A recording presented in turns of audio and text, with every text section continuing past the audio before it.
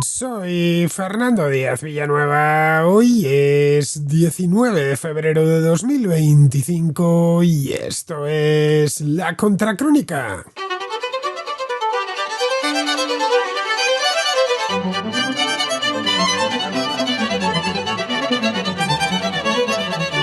El viernes pasado, el vicepresidente de Estados Unidos, J.D. Vance, puso patas arriba a la conferencia de seguridad de Múnich, una conferencia que ya había dado comienzo agitada tras revelar Donald Trump 2 días antes su conversación telefónica con Vladimir Putin. Vance subió al estrado y pronunció un discurso muy duro, en el que expuso de manera cruda no solo la nueva política exterior estadounidense respecto a Europa, sino algunos de los problemas internos que a su juicio tienen los países europeos. La audiencia se quedó estupefacta, ya que no esperaba un ataque tan directo y sobre todo tan en público desde la misma Casa Blanca. En su discurso, Vance evitó a propósito hablar de la guerra de Ucrania, que era, por cierto, lo que todos estaban esperando. Tampoco se detuvo en las garantías de seguridad para el continente europeo, en el que está incluido la propia Ucrania. Se centró en lo que describió como una amenaza interna, que no proviene ni de Rusia ni de China, sino de sus propios gobiernos. Criticó la erosión de la libertad de expresión en Europa y los intentos de los estados europeos de suprimir ciertas opiniones, particularmente las de derecha identitaria.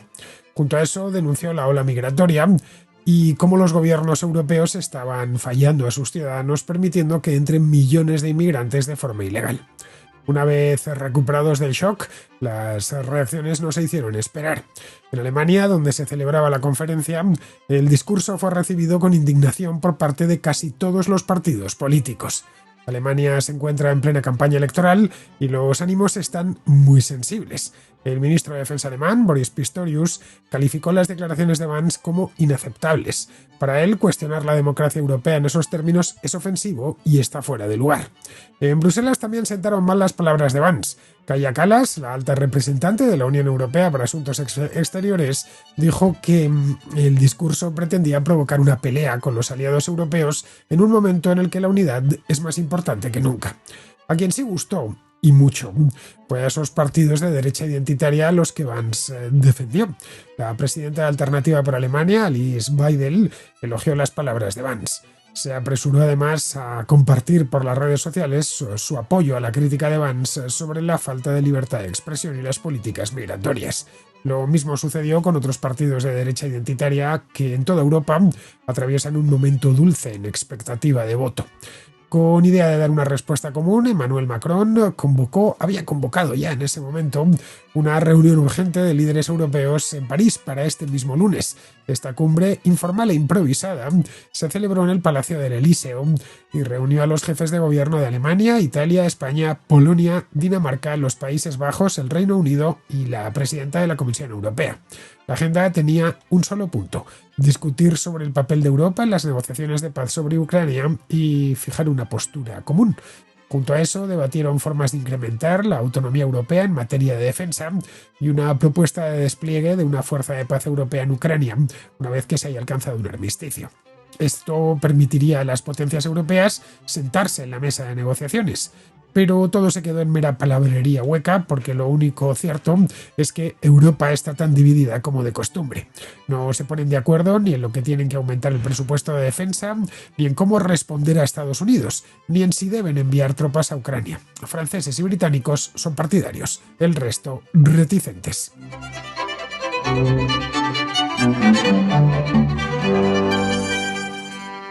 J.D. Vance se presentó en Múnich el viernes pasado, porque le tocaba intervenir en la conferencia de seguridad que anualmente desde hace ya muchos años. La conferencia de seguridad de Múnich empezó a celebrarse a principios de los años 60, es decir, en plena Guerra Fría. No sé si fue el año 61, 62 o 63, debería haberlo mirado, pero vamos, por ahí anda la cosa. Vamos, que llevan más de 60 años reuniéndose en el mes de febrero de todos los años, incluso en plena pandemia. Hicieron una reunión, una conferencia de seguridad de Múnich especial hecha por videoconferencia. Bueno, pues le tocaba intervenir en esta conferencia anual, a la que van mandatarios de todos los países principales del mundo, y allí pues discuten temas de temas de seguridad, temas de defensa. No es especialmente entretenida y esa es la razón, es más bien aburrida, de hecho, todos los años, y esa es la razón por la cual suele pasar desapercibida, salvo para los que siguen estos temas todos los años en las portadas. No ha sido así. Este año no ha sido así por razones que podemos imaginar y que es muy fácil imaginar. Estos últimos años, con esto de la guerra de Ucrania, la Conferencia de Seguridad de Múnich está teniendo una segunda edad de oro, que se suma a la anterior edad de oro que fue en plena Guerra Fría. Bueno, pues lo que esperaban todos los asistentes, esperaban anhelantes, de hecho, que Vance diese más información de la que ya sabían sobre lo que su gobierno, el gobierno de Estados Unidos, pensaba hacer o piensa hacer con Ucrania. Solo 2 días antes, tal y como os contaba aquí en la Contracrónica, este mismo lunes, el presidente Donald Trump había revelado que había tenido una conversación telefónica con Vladimir Putin en muy buenos términos, larga y productiva, recordadlo, así es como le definió. El presidente Trump esbozó también un posible acuerdo de paz en Ucrania que, de llevarse a término, como veíamos aquí este lunes, pues sería una victoria clara para Rusia, y esa es la razón por la cual lo estaban celebrando de esa manera. Era una simple propuesta lo de Trump, no hay que tomarlo al pie de la letra porque era una propuesta, es decir, no hay que obcecarse con esto porque pueden cambiar muchas cosas y, como ya os contaba el otro día, bueno, pues Trump cambia de opinión bastante a menudo. Pero en el caso de que esta propuesta se lleve a término, ni siquiera exacta porque le faltan muchísimos flecos, pues ya sería una victoria para Rusia. Pero era una simple propuesta, muy difusa, pero que había enojado a todos en Europa, empezando por los propios ucranianos y terminando por la Comisión Europea. Se esperaba que Vance diese más detalles y que esos detalles tranquilizasen a sus aliados. Pero con lo que se encontraron fue con algo muy distinto. Digo que se esperaban esto porque era lo que estaba esperando todo el mundo y porque además a Vance tampoco le tienen muy tomada la medida los europeos ni nadie. Es un tipo que acaba de llegar. J.D. Vance es un recién llegado a la política.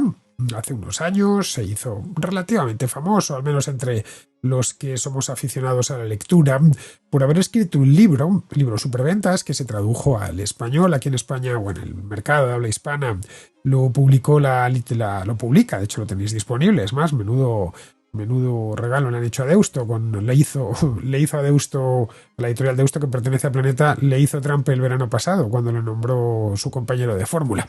Bueno, pues en 2017 publicó un libro llamado, en español se tituló Hillbilly, una elegía rural, que yo leí en su momento, que creo que ha pasado por la contraportada en alguna ocasión. A mí me gustó mucho. En el libro lo que hace J.D. Vance es contar su propia historia, la de un tipo que nace a mediados de los 80 en un sitio llamado Middletown, que yo desconocía pues hasta que leí ese libro, una pequeña ciudad de Ohio, dentro de una familia desestructurada. Fue el criado por sus abuelos, bueno, cuenta su historia, además el libro está bien escrito y es interesante lo que cuenta. Luego cuenta cómo ingresó en el ejército, donde consiguió salir de ese círculo de pobreza, de adicciones, de falta de expectativas. Tras ello estudió Derecho en la universidad y luego empezó posteriormente a trabajar como abogado ya en una firma de inversión, si mal no recuerdo, de inversión de capital riesgo. Hablo de memoria, pero vamos, que un caso de éxito. Eso y las ventas del libro, que fue llevado al cine, por cierto, 3 años después, le permitieron hacer dinero. En 2022 decidió pasarse a la política, se presentó a las elecciones de medio mandato, se postuló para el Senado por su estado natal y obtuvo el escaño. No obtuvo el escaño, además lo he ido a mirar ya por curiosidad para saber si ganó por la mínima o ganó bien. No, ganó realmente bien. Consiguió ganar el escaño. Ya sabéis que cada estado manda 2 senadores, uno, en el caso de Ohio casi siempre es uno republicano y otro demócrata. Esto es bastante habitual. Bien, pues el escaño republicano se lo llevó ganando en prácticamente todos los distritos del estado. En Estados Unidos, J.D. Vance será conocido. Pero conocido pero no una celebridad absoluta. Aparte de lo del libro, había sido comentarista en televisión y bueno, en su estado, como es lógico, pues es senador y tenía buena fama y sí que es conocido. Pero más allá de esto, tampoco es que se le diese seguimiento. Fue entonces cuando, en plena convención republicana de Milwaukee, que se celebró a mediados de julio en Milwaukee, efectivamente, Wisconsin, fue en Milwaukee, cuando decidió Trump anunciar que iba a ser su compañero de fórmula. En aquel momento, no sé si lo recordáis, los contraescuchas más fieles, preparé un programa sobre esta misma historia y sobre este mismo tipo. El programa, lo recuerdo, estábamos en pleno verano, lo titulé, lo tenéis en el archivo por si lo queréis escuchar, lo titulé J.D. Vance o el trumpismo después de Trump. Así es como me salió de la más de estos títulos que pongo nada más empezar a poner a preparar el programa. Otras veces me cuesta más. En este caso no me costó nada, porque tal y como expliqué en aquella ocasión, eso mismo, lo de garantizarse no ya un legado, sino una continuidad, el legado va a perseguirlo durante este mandato todo lo que pueda, es lo que debió mover a Trump con la elección de Vance. Trump es mayor, cumplirá este año 79 años, el año próximo 80, es decir, va a terminar este mandato con 82 años y no se puede volver a presentar. Necesita un delfín que sea joven, y Vance es joven, pues tiene 40 años, es decir, está en una edad perfecta y con mucha carretera por delante. Y además es un tipo atractivo desde el punto de vista intelectual. Es decir, a esa derecha trumpista o esa nueva derecha estadounidense, ese nuevo partido republicano le gusta bastante. Ya digo, es un hombre que empezó, que se abrió camino por su propia cuenta. La verdad es que su historia es admirable. Este libro gustó bastante y se vendió muchísimo. Y bueno, consiguió ganar unas elecciones, las de 2022 en Ohio, ganarlas bien. Así que todo indica que quien va a continuar el trumpismo va a ser Vance. A diferencia de lo que ocurrió con Mike Pence, que fue su vicepresidente durante el primer mandato. Mike Pence, no sé si lo recordaréis, es posible que hasta se os haya olvidado. Era este tipo de pelo blanco, un tipo muy discreto del estado de Indiana, él había sido gobernador de Indiana, que mantuvo un perfil bajísimo durante todos esos años. Apenas se le vio poco. Ojo, esto es relativamente normal. El vicepresidente está ahí por si le pasa algo al presidente, no para tener, digamos, relieve político propio. Y Vance, como luego sucedería con Kamala Harris, pues lo hizo bien, ejerció de vicepresidente. Pues a diferencia de Mike Pence, Vance está mostrando músculo y presencia, y lo está haciendo desde el primer momento. No es extraño, por lo tanto, que llegase a Múnich con la intención manifiesta de dejar unas cuantas cosas claras. Y parece ser que en ello está, que tiene intención de que esto no sea lo primero, que veamos a un Vance muy asertivo en los próximos años. Esto ha sido como su carta de presentación.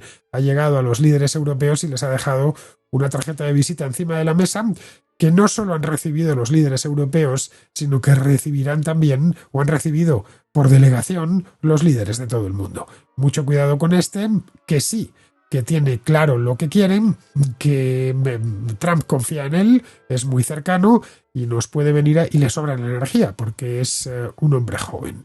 Así que cuando llegó a Múnich estaba todo dispuesto para que se explayase. Cosa que, por cierto, hizo, pero que nadie esperaba que lo hiciese. Lo que se esperaban los asistentes era, como os decía antes, un discurso que girase en torno a lo que no giró, es decir, que girase en torno a la guerra de Ucrania.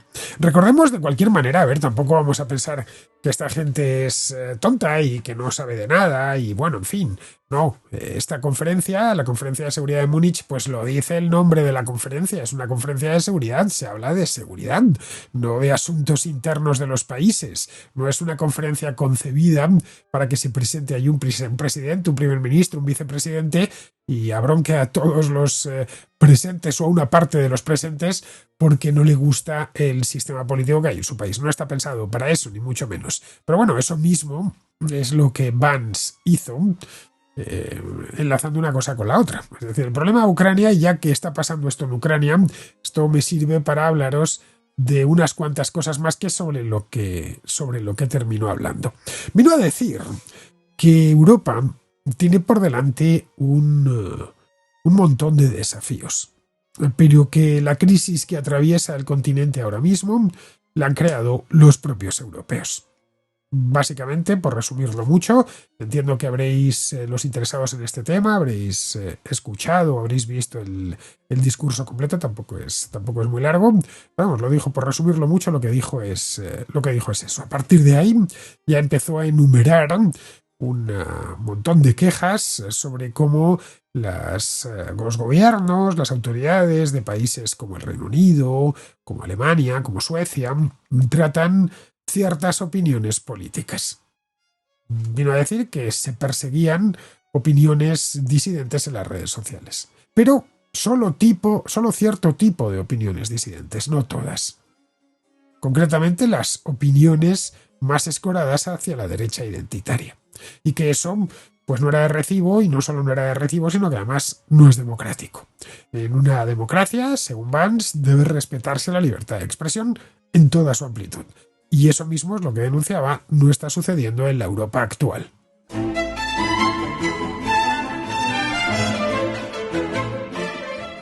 Ante semejantes acusaciones, y las acusaciones eran gruesas, les estaba llamando censores, esto a un gobernante democrático.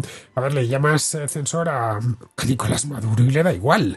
Te diría, pues sí, pasa algo, tengo que censurar porque no me queda más remedio, porque hay mucho, como los llaman allí, escuálidos, hay mucho escuálido suelto que quiere opinar cosas que no debe de opinar. O se lo dices a Vladimir Putin y te va a decir exactamente lo mismo.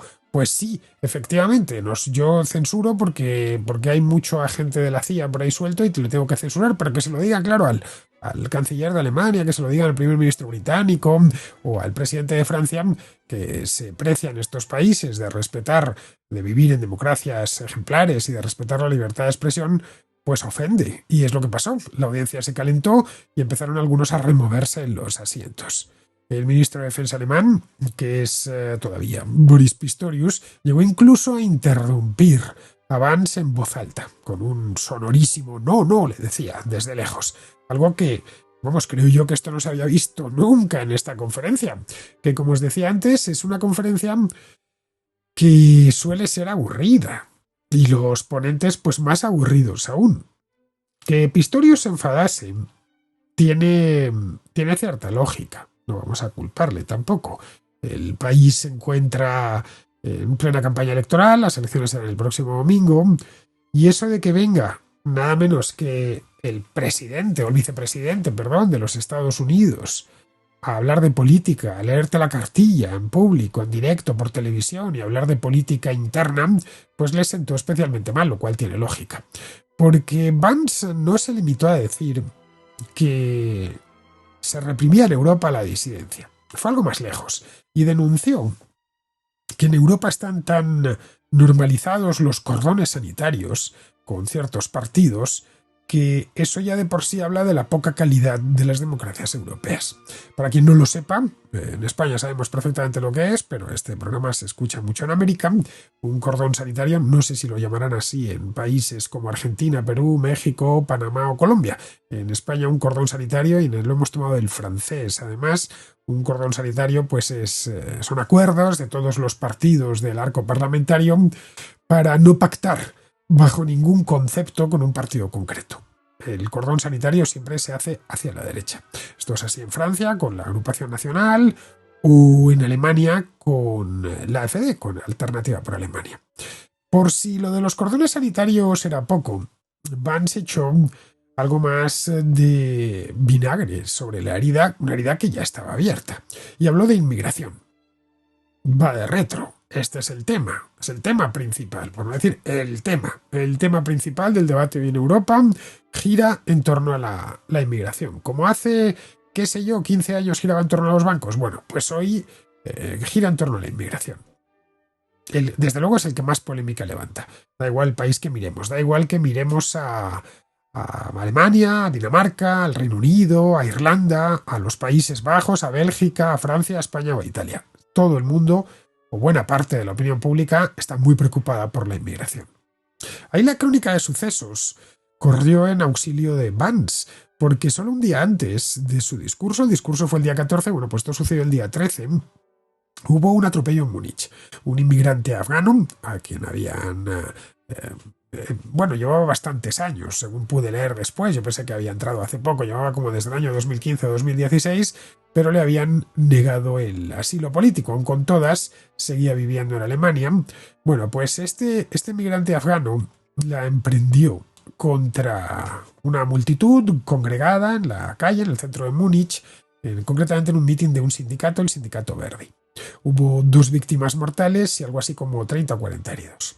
Bien, esto le sirvió a Vance de gancho para asegurar que la inmigración masiva era el principal problema de los países europeos. Es, según Vance, el principal problema de los países europeos.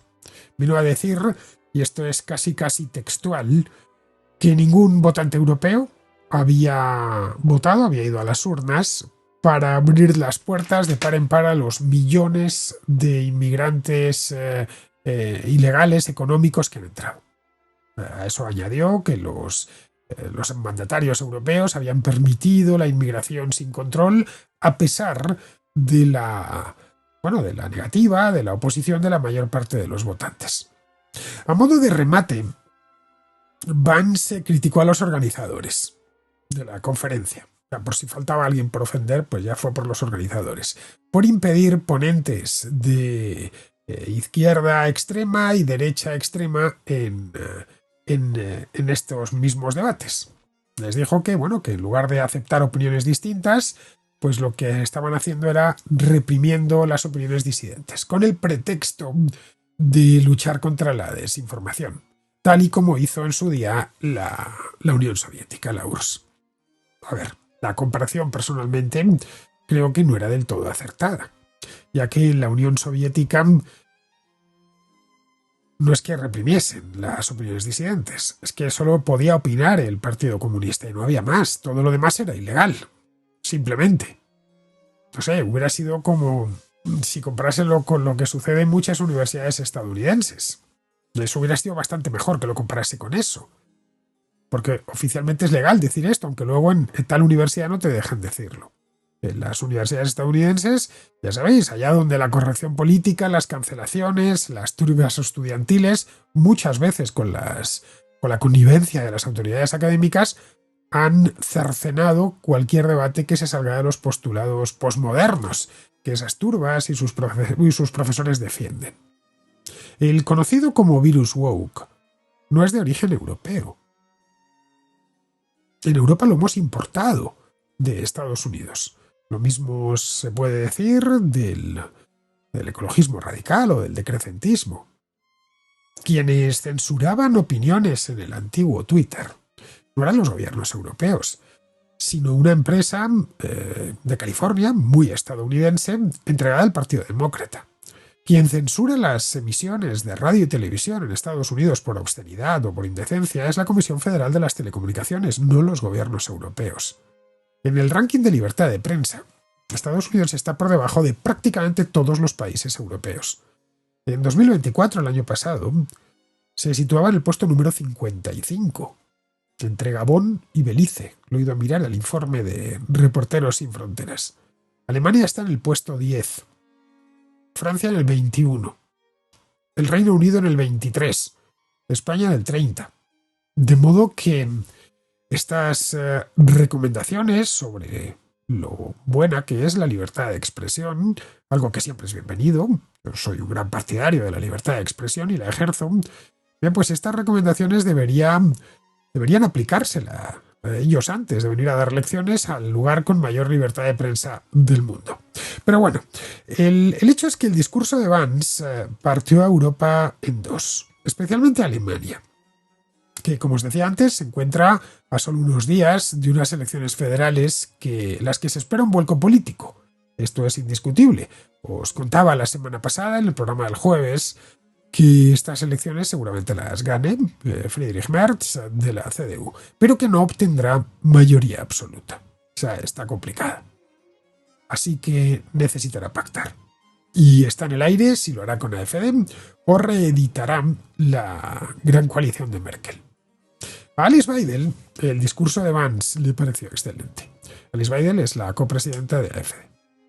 La AfD es, de hecho, la formación política en Alemania por la que está apostando el entorno de Trump. el entorno de comunicación, bueno, y el político, diríase que hasta el propio Trump en persona, aunque no lo haya verbalizado. Lo cual no deja de ser curioso, porque lo que realmente a Estados Unidos le interesa es que gane Merz, y lo haga con fuerza, además. Merz es mucho más pro-estadounidense que Biden. Pero bueno, Biden tiene unas relaciones realmente buenas con el trumpismo, especialmente con Elon Musk, con quien grabó una charla en vivo en X a principios del mes de enero. Musk preocupa mucho en Europa. Demasiado, diría yo. En serio. Los políticos europeos están convencidos de que Musk tiene una influencia capital en la política europea. Y que eso, claro, es un peligro. La influencia de X sobre el electorado es evidente. Esto no hace falta que lo explique. Pero no tan grande como pueda parecernos. Tienen unos 100 millones de usuarios en Europa frente a los 150 millones de TikTok, los 300 millones de Instagram o los 400 millones de Facebook. Estoy hablando de la Unión Europea. Habría que sacar el Reino Unido y algún otro país de los grandes. Solo el único país que está fuera europeo, que está fuera de la Unión Europea, es el Reino Unido. El resto son pequeños, tipo Islandia. Bueno, el caso de, por ejemplo, Bielorrusia, que es un satélite de Serbia, es decir, Bielorrusia es un satélite de Rusia, Serbia sí está en los Balcanes, algunos como Montenegro, pero son países pequeños quitando el Reino Unido. Así que si calculamos los usuarios en la Unión Europea nos permite hacernos una idea. La Unión Europea tiene 450 millones de habitantes. Luego, son usuarios de X aproximadamente el 20% de los ciudadanos de la Unión Europea. Es un número elevado, eso es indiscutible, pero es que en X no solo se habla de política, se hablan de otras muchas cosas. No es que entre uno y solo vea política. Es cierto que X tiene mucha influencia en políticos porque dentro de X hay mucho político y mucho periodista. Y esto hace que tenga una sobrerepresentación en esto. Luego, y creo que lo fundamental, es una voz más entre otras muchas. No es que X tenga un monopolio de la información, no, para nada.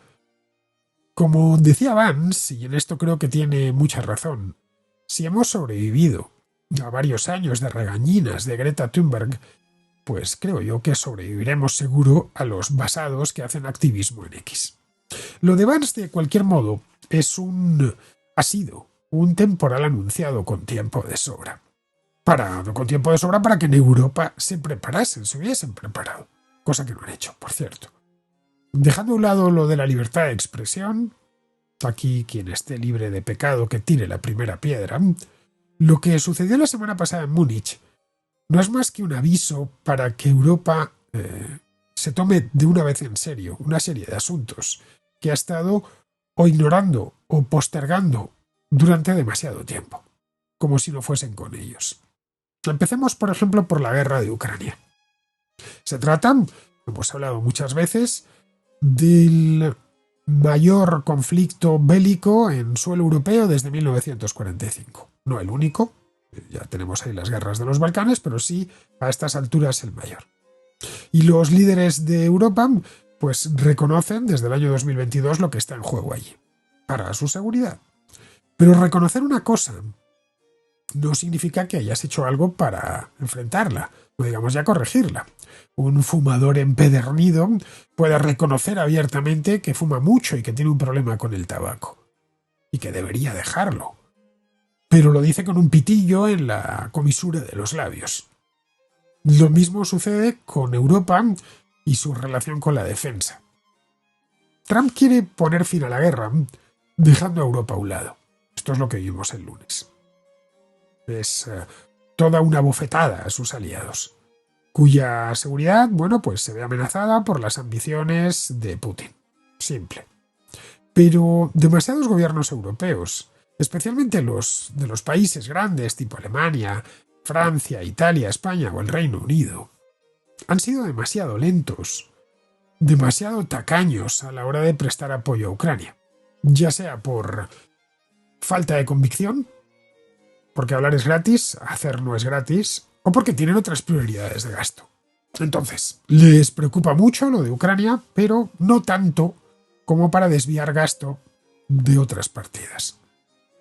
Trump parece estar dispuesto o mejor dicho, no parece estar dispuesto a permitir que Europa aproveche sus pequeñas contribuciones hasta la fecha a la guerra de Ucrania para conseguir una silla en la mesa de negociaciones. En el caso de Estados Unidos, sí que ha hecho una contribución. No ha sido Trump, en este caso fue Joe Biden, y bien que lo criticaba Trump, pero sí que, aparte, son la primera potencia mundial. Siempre van a tener una silla en cualquier mesa de negociaciones.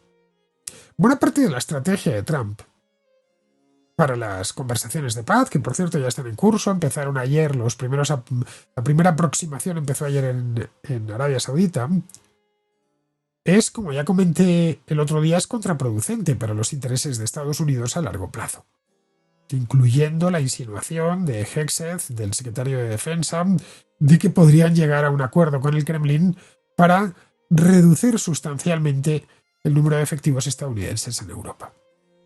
Pero bueno, Europa se ha colocado en esa posición, y se han colocado ellos solitos, en la posición de que tomen las decisiones de seguridad por ellos, en lugar de tomar las suyas propias.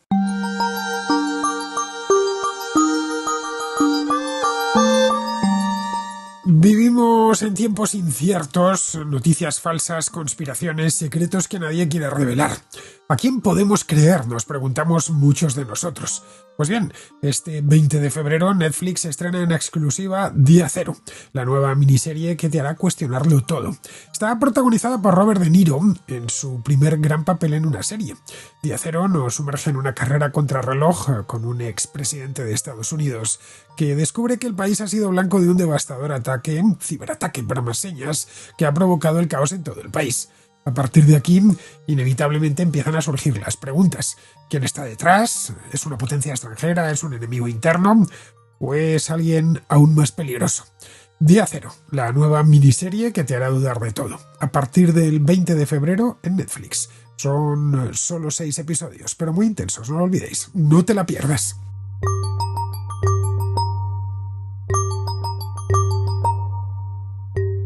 Vamos con la contrarréplica. Empezamos con Alberto, que ha escuchado el programa este que hicimos Rubén y yo la semana pasada, hace semana y pico, en Huelva, del que hablamos de libertad de expresión, que es un tema del que también he tratado en el programa de hoy. En Alberto, lo que se pregunta es por qué en Europa se censuró el canal ruso RT, el antiguo Russia Today. No sé si lo recordaréis, esto fue hace ya casi 3 años. Buenas tardes, Fernando. Mi nombre es Alberto y te mando esta nota de voz porque a raíz de escuchar la contracrónica que hiciste con Rubén Arranz la semana pasada en Huelva me ha surgido una duda. Y es que habláis al principio y al final del programa sobre el artículo 20 de la Constitución española, sobre la libertad de expresión y la libertad de recibirla también. Y me surge una duda. ¿Cómo es posible que al estallar la guerra de Ucrania, en España y en muchos otros países de Europa, se censurase el canal ruso RT por parte de Europa? Bueno, creo que no solo este canal, sino algún otro de origen ruso. Y nada, mi duda es cómo es posible. ¿No se salta este artículo? Y además he mirado un poco más y he visto que en la Carta de Derechos de la Unión Europea también hay un artículo que defiende exactamente lo mismo, que es el número 11. Entonces, mi duda es cómo es posible que se puedan saltar esto. Sospecho que pueda ser por algo que tenga que ver por situación de emergencia, ¿no? Por la guerra, pero ¿en qué casos y dónde viene recogido, en qué casos se pueden saltar estos principios? No sé si me equivoco. Y nada, si me puedes resolver esta duda, pues te lo agradecería. Y nada más, solo era eso. Enhorabuena por tu brillante programa y un saludo a ti y a todos los contraescuchas, por supuesto. Aquello de impedir el acceso de RT fue una torpeza monumental, que además no sirvió para nada, porque en la Unión Europea se sigue viendo este contenido que el mismo, o muy parecido, desde luego incluso peor, que ahora hacen pues en otras partes. Es decir, la propia RT sigue teniendo sus estudios en Hispanoamérica, en otras partes del mundo, sigue haciendo RT en español, RT en inglés, RT en francés, y no solo eso, es que además han proliferado todo tipo de propagandistas prorrusos de a pie, quiero decir, en canales de YouTube. Vamos, que la Unión Europea lo que trató, muy en su línea, por cierto, fue poner puertas al mar. Y en aquel momento, de eso hace ya casi 3 años, se tuvieron en consideración dos cosas. La primera, que Rusia se había convertido en un estado hostil a la Unión Europea. Y la segunda, que como RT o Sputnik, la agencia de noticias y el sitio web, eran medios estatales, pues no se les debía dejar operar dentro de la Unión Europea. Es decir, que se prohibió que emitiesen estos dos, pero no se prohibió que se hable a favor de Putin o de lo que se ha hecho en Ucrania, o de lo que están haciendo en Ucrania, los rusos, cosa que por cierto se hace continuamente en la red. Bueno, en la misma España sobran los que mediante un canal de YouTube, un podcast, muchos de ellos además con grandes audiencias, pues siguen al día la narrativa rusa y se acogen por supuesto al artículo 20 para hacerlo. Son perfectamente libres de defender a Putin o al mismísimo diablo, si así lo consideran. Eso, por cierto, a mí me parece muy bien. Cada uno que defienda a quien quiera y diga lo que le venga en gana siempre y cuando no calumnie a nadie. Lo he dicho muchas veces, el único límite a la libertad de expresión deberían ser las calumnias y la difamación. Pero con RT, en tanto que era, bueno, una cadena estatal, consideraron que se trataba de un modo, un vehículo, a través del cual el Kremlin desarrollaba un tipo de guerra paralela, a través de las ondas. Bueno, esto lo pudimos ver en España en 2017, cuando RT o Sputnik se pusieron claramente a favor de los independentistas catalanes. O en el Reino Unido, un año antes, con motivo del referéndum del Brexit. En aquel entonces, RT en inglés tomó partido de forma abierta a favor de la salida del país de la Unión Europea. ¿Por qué no impidieron entonces que emitiesen? Bueno, pues porque en 2016 o 2017 la relación de la Unión Europea con Rusia es cierto que no atravesaba su mejor momento, pero aún no se había desatado la hostilidad manifiesta y la ruptura de casi todas las relaciones que siguió a la invasión de Ucrania. En Moscú, los periodistas occidentales pues o han sido expulsados o en algunos casos detenidos y encarcelados. Bueno, en algunos casos los conoceréis. A Xavier Colás, el corresponsal del Mundo, le expulsaron después de vivir un montón de años allí en Moscú. Y al corresponsal del Wall Street Journal, a Evan Gershkovich, le acusaron de espionaje y de mil cosas. Le metieron en la cárcel, vamos, con una condena de como 15 años de prisión. El verano pasado fue liberado en un intercambio en el que los aliados entregaron a Moscú a un periodista hispano-ruso, Pablo González, conocido también como Pavel Rubtsov, al que le dediqué un programa allá por el mes de agosto. Pues nada, esa es la razón por la que prohibieron esto, Alberto, por la que prohibieron RT. Ya digo que no ha servido para nada, ya que toda la propaganda del Kremlin pues sigue entrando y de forma mucho más efectiva. Bien, vamos ahora con Francisco, que nos habla de Vox y de su posicionamiento respecto a los planes de paz de Ucrania. Hola Fernando. Vox, como predijimos en su momento, ha seguido el camino de Trump y el camino que señalaba Alonso de M, como señalé en aquella nota, y finalmente ya ha levantado las cartas y ha dicho que a Ucrania básicamente hay que dejarla completamente de lado, que el ejército español no va a ir a ningún sitio, que ellos se oponen completamente. El ejército español para los españoles. Esperemos que no tenga la misma visión del ejército español para los españoles cuando haya un terremoto en otro país. ¿O es solamente para Ucrania? Esto prueba además que Vox le debe algo a la Rusia de Putin, porque sinceramente podría haberse callado, porque todavía no hay tropas, ni se ha votado nada, ni pues nada, lo han dejado clarísimo. Y o bien creen que van a ganar votos, que yo creo que no, porque en España nos compadecemos como gente de bien de los ucranianos, o es que le deben algo. Yo me inclino por lo segundo. Estos patriotas que quieren defender Europa, pero las fronteras de Europa, pero las de España nada más, las de los demás no, las de... Y bueno, me voy a adelantar a la típica tontería que me encuentro por Twitter continuamente. Que es que dicen, ah, claro, es que tú estás a favor de la guerra, pero vais tú, ¿no? Vais tú a la guerra. Eso se puede aplicar a un montón de cosas. Se podría aplicar en el caso de una invasión a Ceuta y Melilla, ¿no? Que la atacasen o a Canarias y entonces dijeran estos patriotas de bolsillo de Vox, no, pero hay que ir a defender a Canarias. Y le diría, ah, vas a ir tú, ¿no? Vas a ir tú, ¿no? Qué valiente eres, ¿eh? Enfréntate tú a los marroquíes. Ah, que no lo vas a hacer, ¿no? No lo vas a hacer tú con tus propias manitas. Pues entonces no vale, tu argumento no vale. Que te posiciones moralmente en un sitio o en otro y que consideres que los esfuerzos del Estado deben ir a un sitio u otro, no lo puedes hacer si no lo haces tú mismo. También valdría para la inmigración. Ah, pues que hay que deportarlo. Ah, pues ve tú a deportarlo. Porque tienes que decir, ah, que vayan a deportar los otros, ¿no? La policía, ¿no? Que deporten a los inmigrantes ilegales la policía, ¿no? Porque les pagamos para eso. Ah, bueno, es que para eso están. Para eso está la policía, para eso está el ejército y para eso está la defensa. Y para tener una defensa y tener autoridad moral para pedir ayuda cuando nos invadan a nosotros, si tenemos un problema nosotros, esa superioridad moral, esa obligación, primero que es lo bueno, y hacer lo bueno nunca está mal. ¿De acuerdo? Es la posición moral. Y segundo, que es lo más conveniente. Porque si nosotros nunca ayudamos a nadie, nunca nos vendrá a ayudar nadie. Dirá, si esta gente, cuando les pedimos ayuda para defender Ucrania y Polonia y los países bálticos dijeron que no. Entonces, como, ¿con qué cara le vamos a pedir ayuda a los demás si nos pasa a nosotros algo? Con ninguna. No me parecería mal que les pidieran a la Unión Europea que reconozcan que cuando les pase, si les pasa algo a estas regiones, pues que ellos tendrían que ir subsidiariamente a ayudarnos. Me parecería estupendo.